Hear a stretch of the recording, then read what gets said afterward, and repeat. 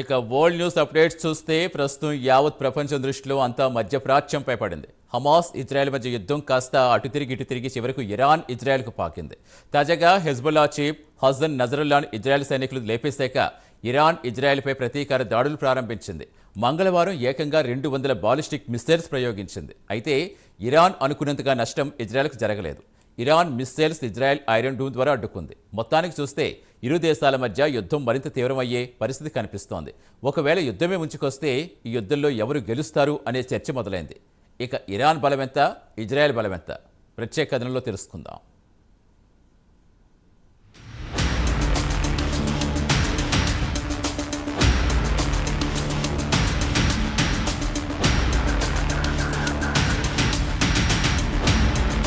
గత ఏడాది అక్టోబర్ 7 తర్వాత నుంచి మధ్యప్రాచ్యం నిప్పుల కుంపటిలా మారిపోయింది. ప్రశాంతంగా ఉన్న ఈ ప్రాంతాల్లో పాలస్తీనాకు చెందిన మిలిటెంట్లు హమాస్ ఇజ్రాయిల్పై దండయాత్ర మొదలెట్టి పరిస్థితిని ఈ స్థాయికి తీసుకొచ్చారు. పాలస్తీనాకు చెందిన టాప్ లీడర్షిప్ మొత్తం తుడిచిపెట్టుకుపోయింది. హమాస్కు చెందిన ఇస్మాయిల్ హానియాను జూలై 31న టెహరాన్లో లేపేసింది ఇజ్రాయిల్. అటు తర్వాత హమాస్ చీఫ్గా వచ్చిన యాహియా సిన్వార్ అడ్రస్ లేకుండా పోయింది.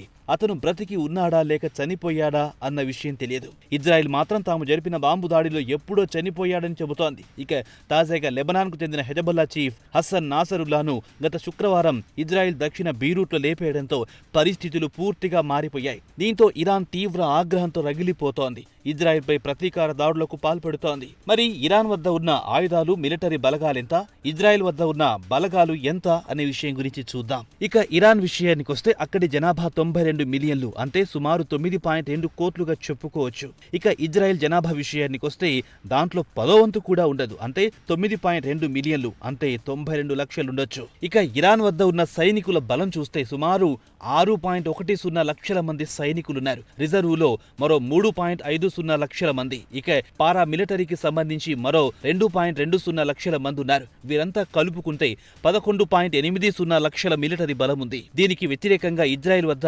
యాక్టివ్ మిలిటరీ సిబ్బంది 1.7 లక్షల మంది కాగా రిజర్వులో 4.65 లక్షలు. పారామిలిటరీ దళాల విషయానికి వస్తే కేవలం 35,000 మంది మాత్రమే. వీరిని మొత్తం కలుపుకుంటే మొత్తం మిలిటరీ బలం 6.70 లక్షలుగా తేలింది. మిలిటరీ పరంగా చూస్తే ఇజ్రాయెల్ కంటే ఇరాన్ బలంగా ఉందని ఈ గణాంకాలను చూస్తే తెలుస్తోంది. ఇజ్రాయెల్ మిలిటరీ బలగాలతో పోల్చుకుంటే ఇరాన్ వద్ద సగం కంటే కాస్త ఎక్కువగా ఉందని చెప్పొచ్చు.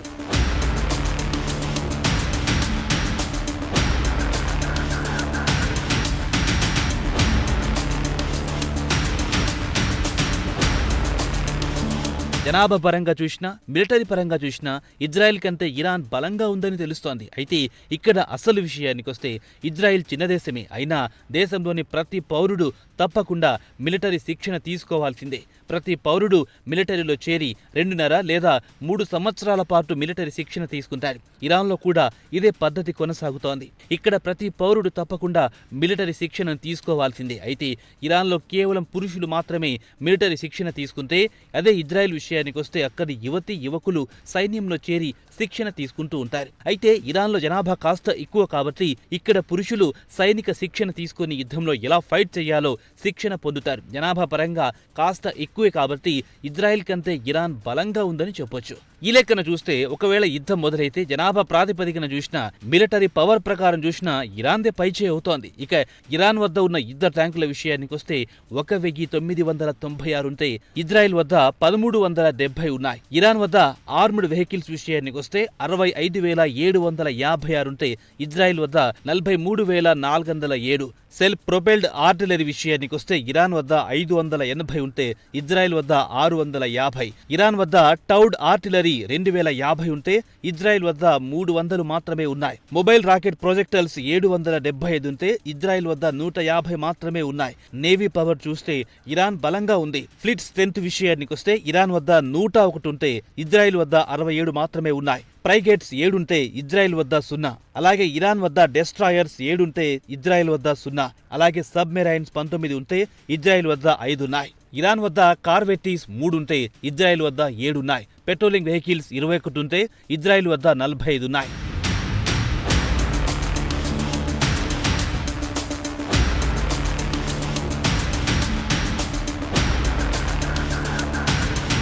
ఇటు సైనిక పరంగా చూసినా, ఆయుధాల పరంగా చూసినా, నేవీ పరంగా చూసినా ఇరాన్దే పై చేయి కనిపిస్తోంది. అయితే ఇజ్రాయెల్పై దాడి చేయాలంటే ఇరాన్తో అయ్యే పని కాదు. ఎందుకంటే ఒక్కసారి పశ్చిమ ఆసియా మ్యాప్ను చూస్తే ఇజ్రాయెల్ చుట్టుపక్కల పలు చిన్న చిన్న ముస్లిం దేశాలున్నాయి. ఇరాన్ మాత్రం చాలా దూరంలో ఉంది. రోడ్డు మార్గానే సుమారు 2400 కిలోమీటర్ల దూరంలో ఉంది. ఇజ్రాయెల్పై భూతల యుద్ధానికి దిగాలంటే కొన్ని వేల కిలోమీటర్లు ఇరాన్ సైనికులు ప్రయాణం చేయాల్సి ఉంటుంది. ఇజ్రాయెల్ పొరుగున ఉన్న దేశం నుంచి దాడులు చేయాల్సిందే. కాబట్టి గ్రౌండ్ లెవెల్లో యుద్ధం చేసే పరిస్థితి లేదు.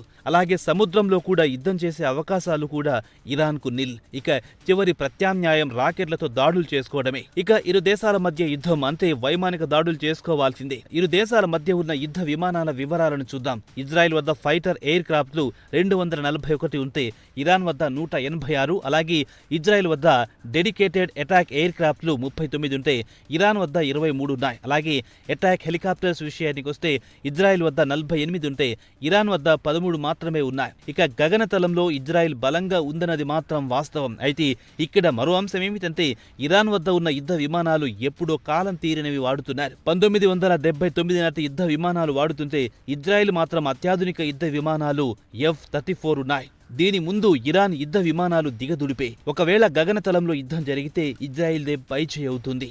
ఇక ఇరాన్కు గగనతలంలో ఇజ్రాయెల్ పట్టు సాధించలేమని తెలుసు కాబట్టి ప్రత్యామ్నాయంగా ఇరాన్ మిసైల్స్, డ్రోన్లతో దాడులు చేపడుతోంది. ఎందుకంటే ఇది చౌక కూడా. ఇరాన్ డ్రోన్లను ఇజ్రాయెల్ తేలికగా కూల్చివేయగలదు. ప్రస్తుతం రోజు చేస్తోంది కూడా ఇదే. ఇవన్నీ పక్కన పెడితే ఆర్థికంగా ఇజ్రాయెల్ బలంగా ఉంది. ఇరాన్పై పాశ్చాత్య దేశాలు ఆంక్షలు విధించడంతో ఆర్థికంగా తీవ్ర ఇబ్బందులు పడుతోంది. ఇవన్నీ పక్కన పెడితే ఇజ్రాయెల్కు అండగా అమెరికా కొండంత అండగా ఉంటోంది. అయితే ఇరాన్కు రష్యా, చైనా, ఉత్తర కొరియా అండగా ఉన్నా అమెరికాల ఈ దేశాలు ఇరాన్కు సాయం చేయడం లేదనేది వాస్తవం. మొత్తానికి చూస్తే ఒకవేళ యుద్ధమే జరిగితే ఇజ్రాయెల్కు విజయ అవకాశాలు మెండుగా ఉన్నాయనేది మిలిటరీ విశ్లేషకుల అంచనా.